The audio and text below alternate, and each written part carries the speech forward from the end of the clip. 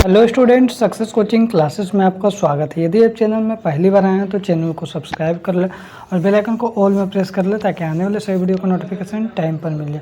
आज हम डिस्कस करने वाले हैं क्लास 12 का हिस्ट्री का चैप्टर नंबर 1 ईंटें मन के तथा अस्थियाँ। इसका हम ऑब्जेक्टिव क्वेश्चन आपका 2 पार्ट में बना दिए हैं। यदि आप नहीं देखे हैं तो इसमें मोस्ट इंपॉर्टेंट 50 क्वेश्चन का ऑब्जेक्टिव बना दिए हैं, जाकर आप देख लीजिएगा, प्ले लिस्ट बना दिए हैं। चलिए हम लोग डिस्कस करते हैं, इसका शॉर्ट क्वेश्चन से डिस्कस करते हैं। ठीक है, सबसे पहला यहाँ पर क्वेश्चन क्या बोल रहा है, शॉर्ट क्वेश्चन। ये सब क्वेश्चन जितना भी आपका इम्पोर्टेंट है एग्जाम के लिए। तो चलिए सबसे पहला क्वेश्चन हम लोग देखते हैं। बोल रहा है जो हड़प्पा सभ्यता को कांस्य युग सभ्यता क्यों कहा जाता है। मोस्ट इंपॉर्टेंट क्वेश्चन, तो याद रखिएगा, हड़प्पा सभ्यता को कांस्य युग सभ्यता इसलिए कहा जाता है क्योंकि यहाँ पर लोगों ने औजार जो बनाने के लिए तांबे और टीन जो धातु मिलाकर कांस्य धातु का उपयोग किया गया था। बोल रहा है देखिए कुछ करना नहीं है आपको। बोल रहा है हड़प्पा सभ्यता को जो कांस्य युग सभ्यता इसलिए कहा गया क्योंकि वहाँ का जो लोग हैं, हड़प्पा सभ्यता में जो लोग रहते थे, वहाँ जो भी औजार बनाते थे, औजार किससे बनाते थे, तांबे और टीन धातु को मिलाकर कांस्य धातु का औजार बनाते थे। इसलिए हमको ये पता चलता है कि जो हड़प्पा सभ्यता में कांस्य युग सभ्यता में कांसा का यूज किया जाता था, इसलिए हम लोग कांस्य युग सभ्यता भी हम लोग कहते हैं।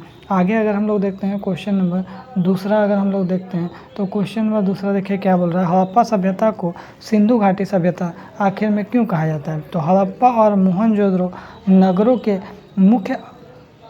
मुख्य अवशेष तौर पर सिंधु नदी या सिंधु नदी घाटी के आसपास से प्राप्त हुआ है। इसी कारण से हड़प्पा सभ्यता को सिंधु घाटी सभ्यता भी कहा जाता है। इसे मान लीजिए हम एक बोलते हैं कि मान लीजिए यहाँ पर जो देखिए यहाँ पर आपका सिंधु नदी, मान लीजिए यहाँ पर सिंधु नदी, और यहाँ पर क्या है, हड़प्पा सभ्यता में यहाँ पर हड़प्पा नामक स्थान का खोज किया गया था, लोग यहाँ पर रहने लगा। तो इससे हमको ये पता चल रहा है जो सिंधु नदी क्या हमारा नदी है, सिंधु नदी के यदि सामने कोई लोग बसा हुआ है तो इसीलिए हम लोग क्या बोलते हैं, सिंधु नदी को हम लोग, सिंधु घाटी की सभ्यता को हम लोग हड़प्पा सभ्यता भी बोलते हैं।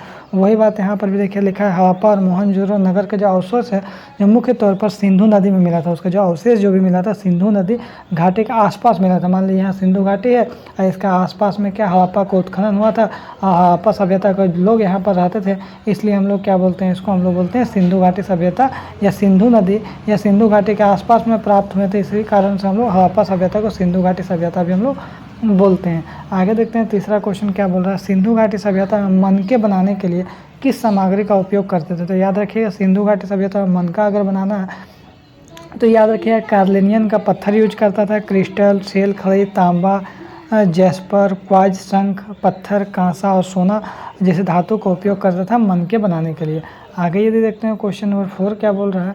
तो बोल रहा है सिंधु घाटी सभ्यता के उन स्थानों का नाम बताइए जहाँ सिंचाई के अंश, मतलब जो सिंचाई होता था खेत उत में, उसका अंश पाया गया था। सिंधु घाटी सभ्यता में उन स्थानों का नाम निम्नलिखित है। इसे आपको सोतु घई हो जाएगा, उसके बाद धोलावीरा हो जाएगा, इसमें आपको सिंचाई का स्रोत पाया गया था। आगे यदि हम लोग देखते हैं क्वेश्चन नंबर 5वां क्या बोल रहा है। तो हड़प्पा सभ्यता के लोगों का व्यापारिक संपर्क कौन कौन सा देश से था। हड़प्पा सभ्यता का जो लोग था वहाँ पर जो व्यापार करता था कौन कौन देश से करता था। याद रखिएगा हड़प्पा सभ्यता के लोगों का व्यापारिक जो संपर्क था मेसोपोटामिया से था, ओमान से था और ईरान आदि देशों से भी इसका संबंध था। ठीक है, जो भी इंपोर्ट एक्सपोर्ट करता था।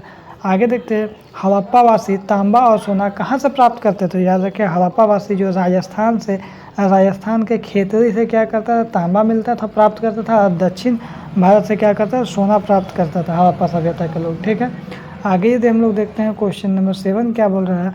किस पुरा स्थल को हड़प्पा सभ्यता की सबसे बड़ी बस्ती माना जाता है। तो याद रखिएगा पाकिस्तान के सिंध प्रांत के लारकाना ज़िले में स्थित मोहनजोदड़ो को हड़प्पा सभ्यता की सबसे बड़ी बस्ती माना जाता है। मोहनजोदड़ो का क्षेत्रफल जो है 125 हेक्टेयर था। आगे यदि हम लोग क्वेश्चन नंबर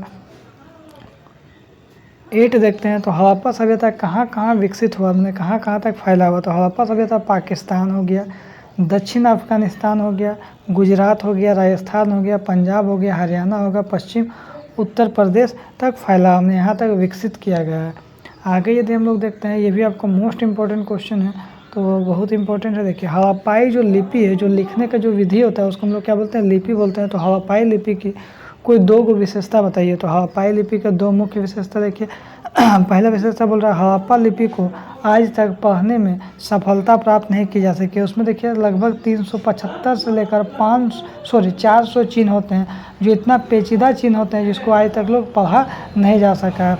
यद्यपि निश्चित रूप से यह वर्णमाला नहीं है, मैंने इसमें वर्णमाला नहीं है, सिर्फ साइन ही साइन है। 375 से 400 इसमें लिपि है, क्योंकि वर्णमाला के प्रत्येक चिन्ह एक स्वर या एक व्यंजन को दर्शाता है, जिसके कारण इतना पेचीदा है जो आज तक कोई पढ़ा नहीं है। तो ये पहला विशेषता है। दूसरा विशेषता बोलेंगे यह लिपि दाएं से बाएं लिखी जाती थी, क्योंकि दाएं और अधिक अंतराल है जबकि बाएं और कम जगह है। आगे यदि हम लोग देखते हैं, चनहुद्रों के लोगों की शिल्प कार्यों का नाम लिखिए। तो चनहुद्रों के लोग जो शिल्प कार्य के लिए मनके बनाना करता था और क्या करता था, शंखी की कटाई करता था, धातु कर्म मनोहर निर्माण करता था, बाट बनाने का काम करता था। तो इसमें हम आपको शॉर्ट क्वेश्चन आपको बता दिए, उसके बाद आपको नेक्स्ट वीडियो में आपको लॉन्ग क्वेश्चन बताएंगे। ठीक है, चलिए मिलते हैं नेक्स्ट वीडियो में।